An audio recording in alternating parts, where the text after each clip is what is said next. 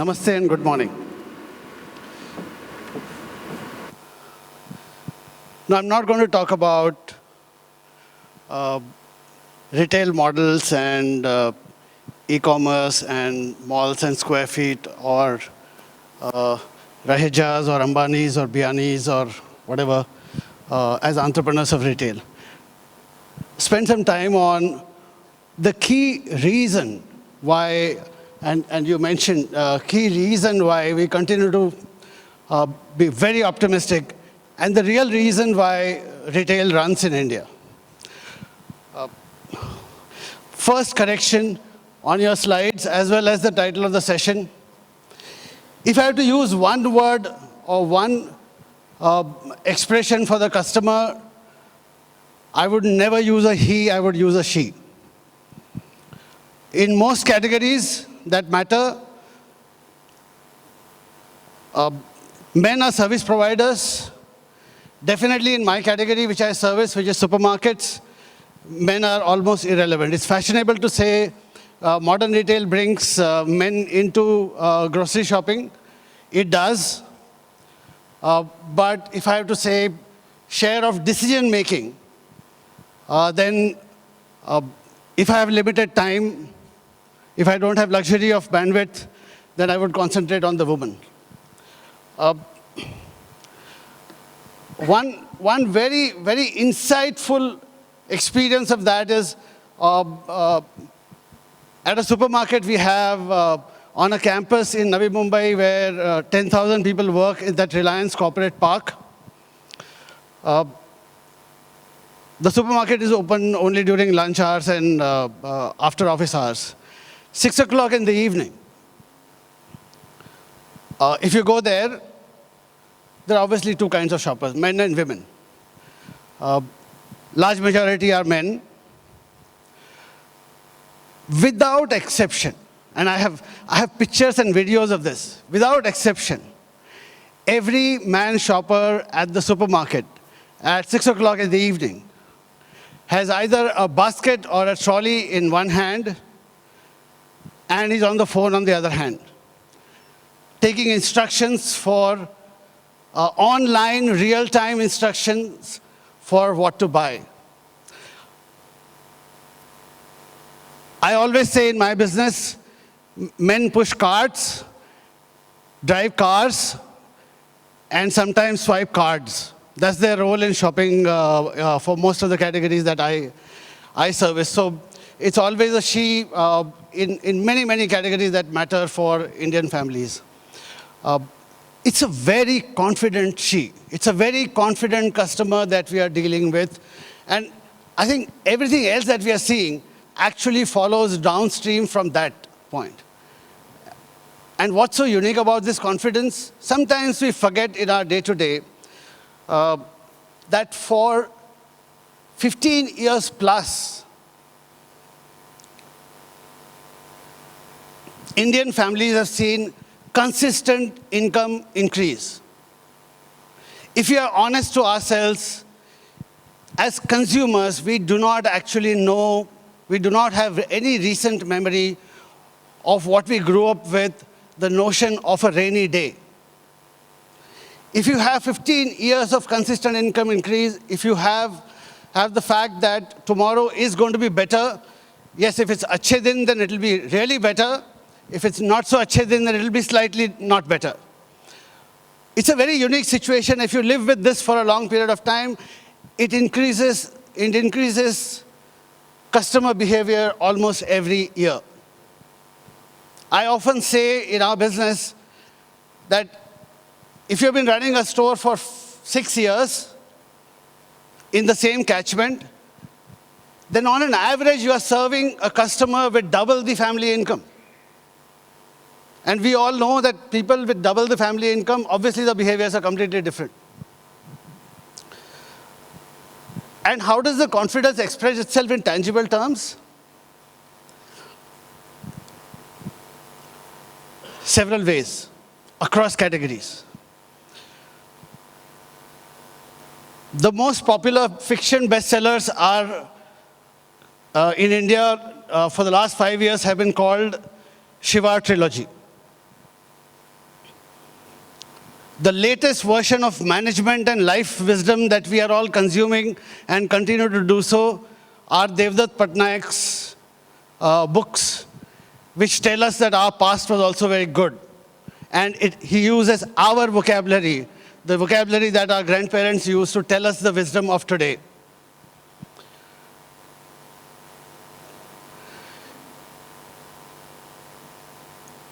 Fashion.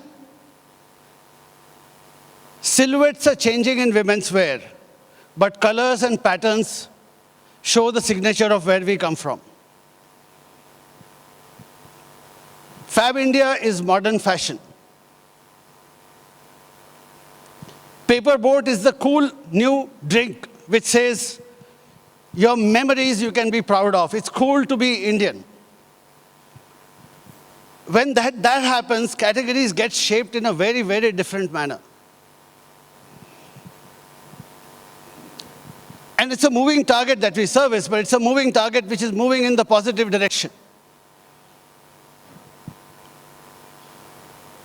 And I see it all the time. And therefore, when I see increasing number of food services companies which are globally renowned for the consistency of their menu and the sameness of their taste, within 2 years of launch, changing their menus by 50%, that's the asserting customer, that's the confident customer that I see. From a category that I have been associated with, and Satyaki here, you will bear me out on this, hair care. I grew up in Unilever, where we were told that hair oil is a category of the past, and the consumer will move to modern ways of hair care, and the global brands know what that is. We indeed bought hair oil brands and killed them at Unilever to accelerate the process. 15 years from that time, every single global brand, Dove, Pantene, L'Oreal, Clinique, whatever you have, has a hair oil variant only for this market. Legitimacy, if you have to derive, then you have to know oil. Legitimacy in hair care, she does not give up. Brands have to fall in line. Therefore, while I'm giving examples from branded goods and things of that kind, the same thing applies to services. The same thing applies to the fact that this customer, who is increasingly better off, will eventually have her way. The longer we take, the longer we say we already know what the model is, the longer is going to be the learning cost for us to pay in terms of not just the money, but also the time. I always tell myself, a very large emerging market which emerged a century back, and there was a developed market also very large at that time. The emerging market was called the USA. And the developed market in terms of customer sophistication and brands was Europe.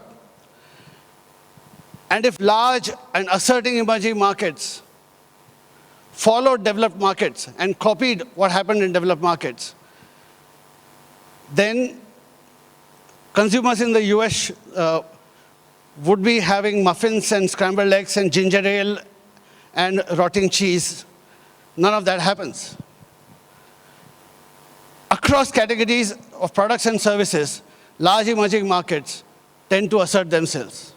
And I see that happening. So the only thing that we need to keep in mind is listen to her and keep tuning your business, our business offerings, in a manner that she agrees.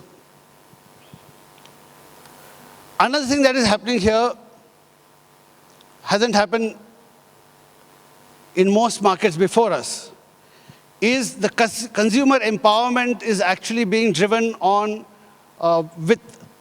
forward with two power horses.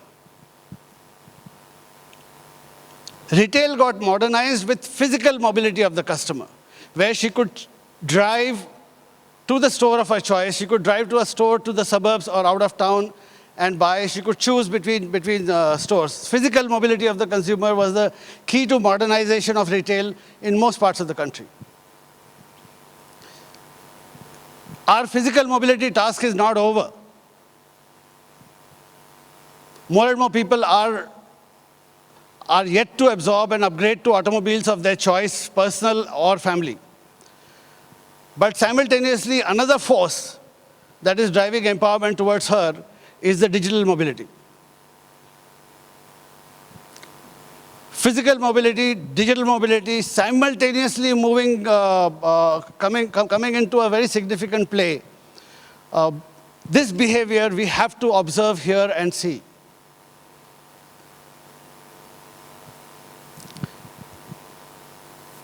The customer today is spoiled for choice.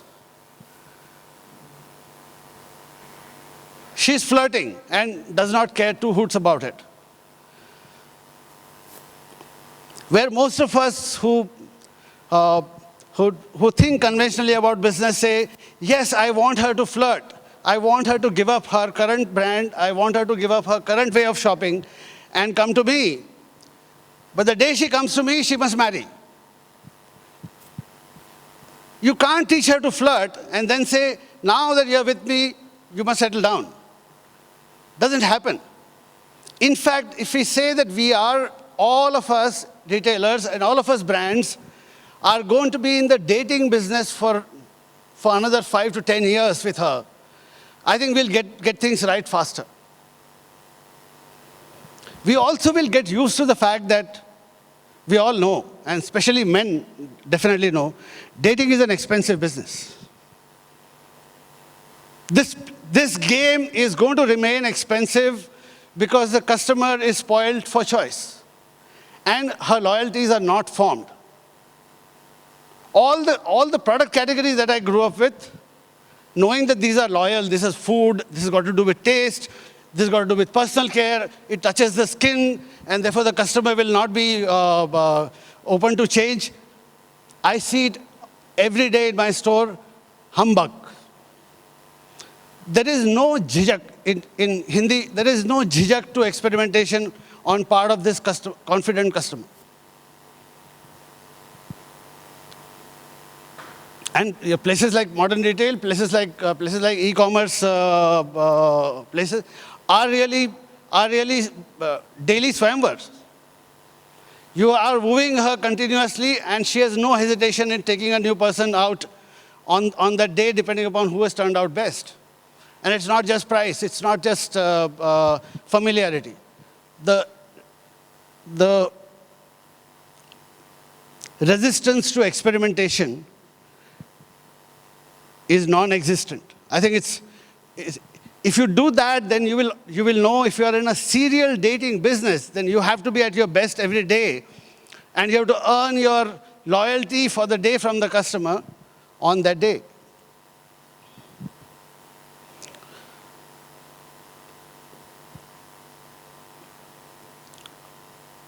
But upgradation is a continuous phenomenon. She's buying more. This whole game is surrounded with no real net losers. I always say there are only opportunity losers in India. There are no net losers. Because the pie is growing every quarter.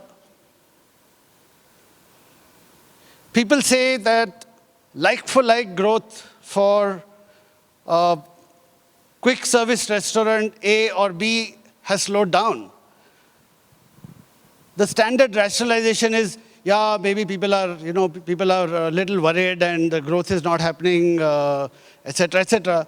When you put the consumer hat, the answer is there is a new chutneys in Hyderabad. There is a Subway that has come that has started adding 500 stores in a year, and there are lots of new options that she's got. The families have new options, and they've started going out. No category is shrinking. The shares may be shifting. I think it's good to look at the consumer hat and good to look at our own propositions and tuning it to the customer, rather than looking at macroeconomic shift, because the macroeconomic playground is actually very, very positive.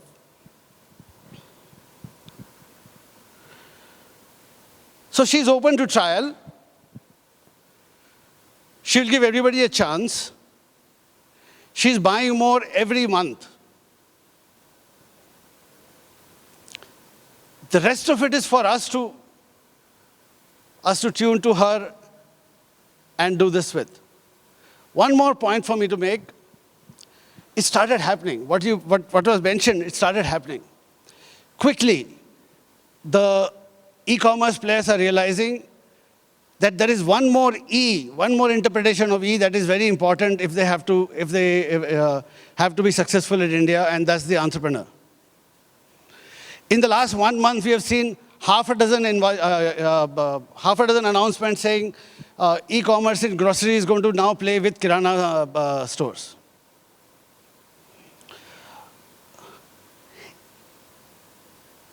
Micro-entrepreneurship is the most efficient economic last mile that we have, and that's a difference that we have compared to most markets in the world. In many, many Asian markets, small retail is always the last mile through which goods and services are delivered. Micro-entrepreneurs are the channel through which goods and services are delivered to the final customer. Also, our e-commerce or m-commerce, the whole customer interface is complex. The person ordering, the person searching for the information, the person receiving the goods at home, and the person who is paying the money could all be very different. All shoppers in India are actually agents for an entire family, often. This whole individualization is a phenomena, is a change that is happening, but economically it is still very, very small. And if I have to order from office on an e-commerce site, and my mother who lives with me has to receive it economically, but physically, the help at home has to receive it, and he has to get money from Nani or the mother. It's always good to have that local entrepreneur there because he knows he's tuned into the family and its dynamics that much better. A lot of IRCTC is actually done by Goel Travels in localities where the technology bit is actually protected and the customer does not have to care. She gets the benefit of technology, but there is a micro-entrepreneur who is facilitating this phenomena. So that bit, I think we are starting to go in the right direction. Nobody has the model right, but as a phenomena, to say that I will involve the micro-entrepreneurs for last mile delivery of the service, I think we are doing it right. Increasing number of people saying, we shall craft our models, we shall craft our brands, listening to the Indian customer, I think we are right.